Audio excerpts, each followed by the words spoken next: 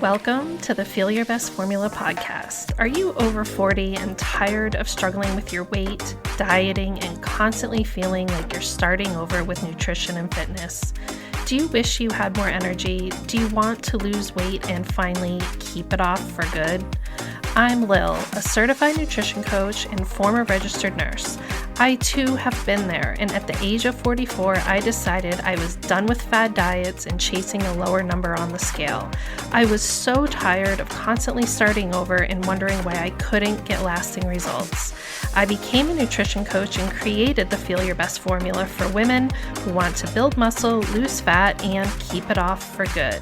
If you're ready to build a better relationship with food, the scale, and your body, let's build your formula for feeling your best.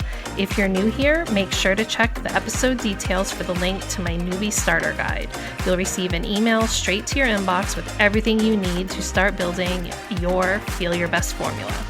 I'm so glad you're here. Now let's dive into today's episode.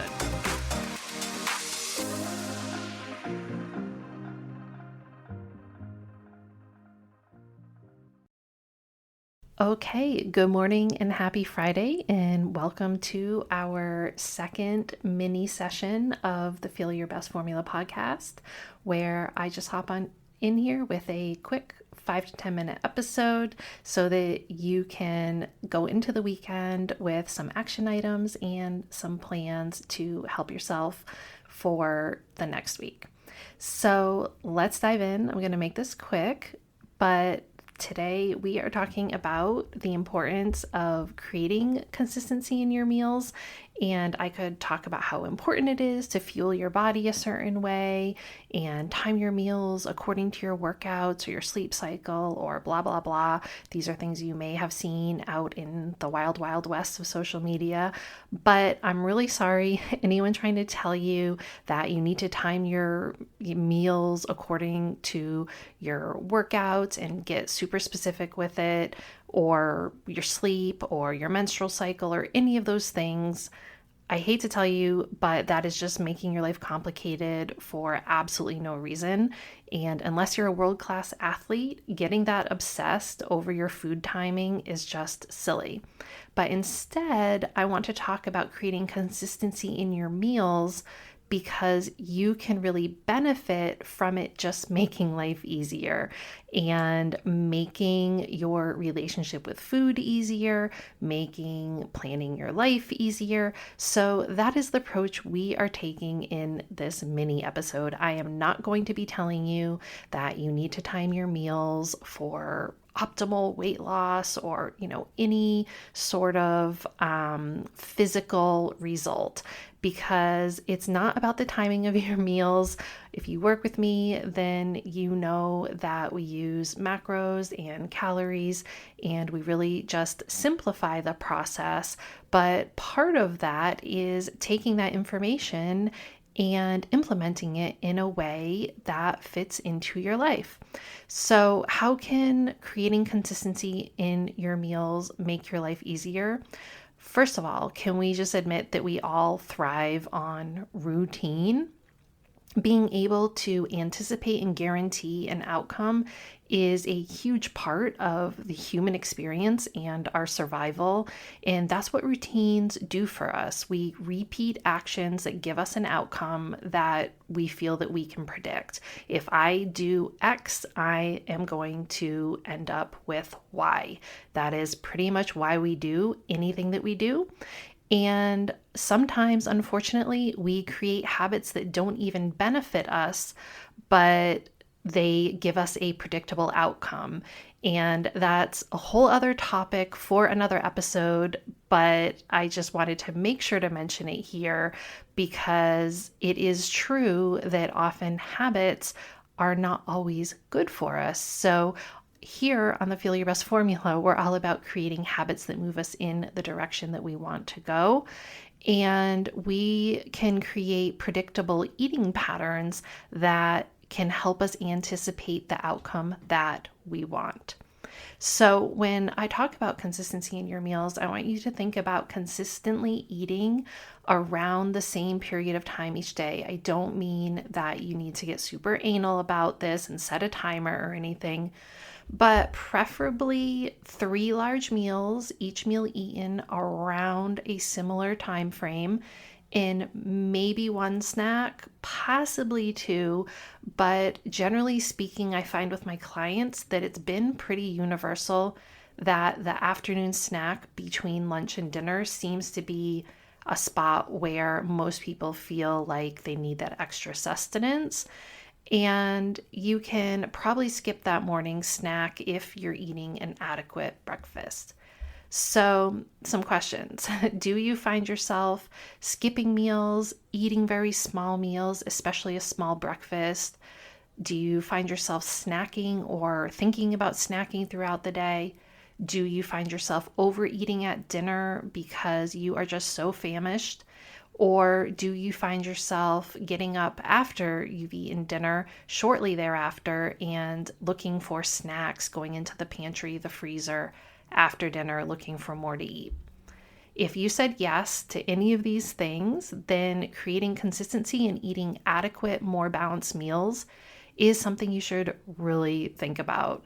It's really helpful for your body's hunger hormones if you can create a predictable eating pattern. You have two hormones that control your hunger. You have one that's a more short-term hunger hormone that is what creates that feeling of hunger when you're getting ready to need another meal. And then you have another hunger hormone that is a more long-term regulator of your overall hunger throughout the day and week. So when you're skipping meals, eating small meals, over dieting, cutting your calories, yo-yo dieting, it can really screw up these hormones and the signals that they're sending. So here's a way that you can possibly start doing this differently and start not living in that space where you're constantly thinking about food, trying to cut the amount of food you're eating, and just being consumed by thinking about food all the time. I want you to stop thinking that skipping meals or trying to get through each day eating as few calories as possible is actually good for you, because it's not. And it's not doing anything beneficial for you. I want you to stop thinking you're being good, and I'm saying that with air quotes, good, by just having a coffee and some other tiny little food item for breakfast. And I want you to start planning your meals and eating a more balanced and filling meal, and sitting down and trying to eat your meals in a more predictable window of time to the point where you're full and satisfied. And I would love if you could stop worrying about losing weight and instead just focus on nourishing your body with your meals and creating an enjoyable pattern of eating. And it's amazing how much better your day goes when you're not constantly thinking about your next meal or trying to stave off hunger pains or play games like drinking tea or guzzling water or chewing gum to try to pretend that you're not hungry. Being hungry takes up a lot of mental energy, a lot of emotional energy, and it's such a relief when you can finally let go of that black cloud following you around, because you are nourishing your body in a really healthy and balanced way, and you're not binging, and you're not trying to constantly skip meals, and you just feel better all around. If you're all over the place every day with your eating, constantly playing a game with yourself, trying to eat less or having snacks instead of full meals, then it's time to make a change. I know you've been told eating small, frequent meals are going to boost your metabolism, but I'm sorry, that was a lie. It can be much more helpful to eat large filling meals, and of course using a macro and calorie guidance to decide what that looks like can give you the confidence to know that you're doing things right.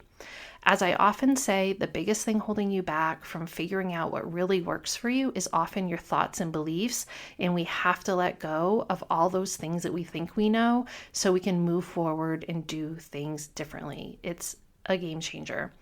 So that's it for today's mini session. Go eat a big breakfast, a big lunch, and a satisfying dinner. And I will see you back here on Monday for a regular Feel Your Best Formula podcast. Thank you so much for tuning into today's episode of the Feel Your Best Formula podcast. If you haven't already, make sure to check the episode details for my new listener starter guide, and any additional resources mentioned in the episode can also be found in the show notes on my website.